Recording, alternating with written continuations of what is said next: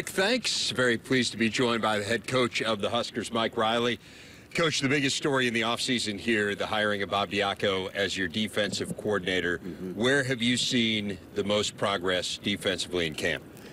You know, I think that it's been probably twofold. I think just the fact of the learning by the players, step by step, day by day, what they know is impressive, and then I guess what it looks like on the field from there. I think the kids have taken the coaching, the teaching. Bob is a really, really good teacher.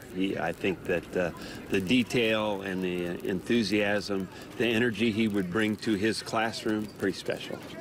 The enthusiasm of your team at this particular point in camp, I thought was really outstanding. They're flying around, the energy is there.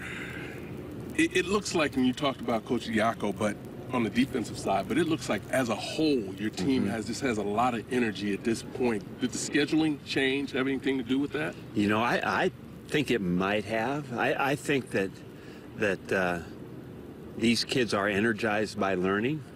And I think that you can't have a camp going into the third week with this kind of enthusiasm without good leadership. You know, the older guys on the team kind of lead the way in showing how much they care.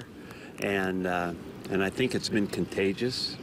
But I also think that, you know, we remind each other all the time about the energy that we bring to our teaching will affect how our players respond. So I hope it's a good combination of how that looks all the time. We're always looking for that, but I have appreciated that. I do think the rules, although I think a lot of people would argue that starting earlier is not necessarily good, I think it would be important if we do it like this that we make sure what we do earlier.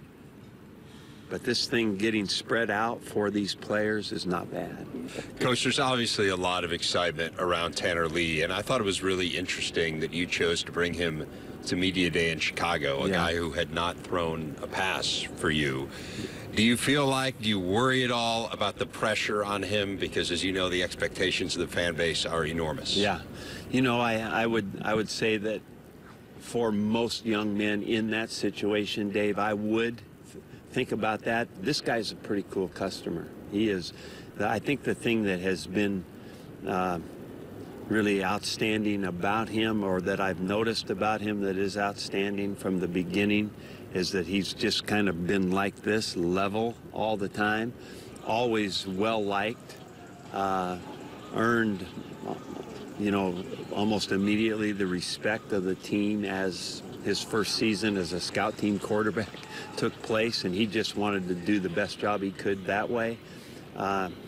So I actually felt that when we selected him to go, that he had, with his play and with who he has been, has earned that position, and I thought that the team wouldn't even blink about that. You know, it's interesting. You and I were talking during practice, and we used the term reboot. Yeah.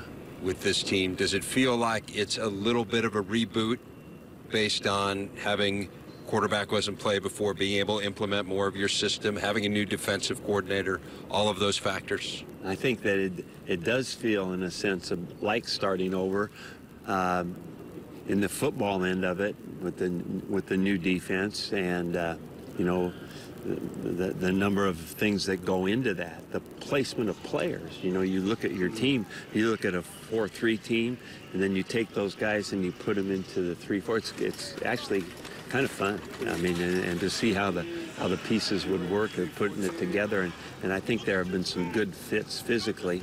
That part of it is new and altogether different, and then, you know, the other part of it is the quarterbacking change. So it's new defense, new quarterback, feels like, in a way, starting over, but the beauty of it is we're not, because, you know, we've been with many of these kids for 2 years. That's a fun part of being a coach, is building that trust, those relationships, the culture, the values that you want in a program.